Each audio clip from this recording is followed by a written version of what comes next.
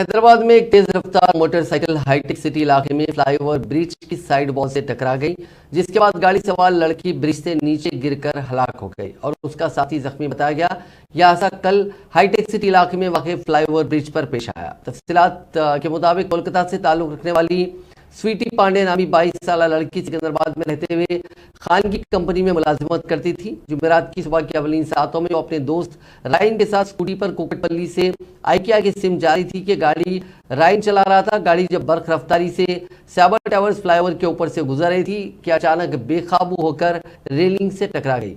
जैसे ही गाड़ी flyover bridge की रेलिंग से टकरा गई, नौजवान वहीं गिर पड़ा, जबकि लड़की जो पीछे की सीट पर बैठी हुई थी उछलकर फ्लाईओवर ब्रिज से नीचे गिर पड़ी।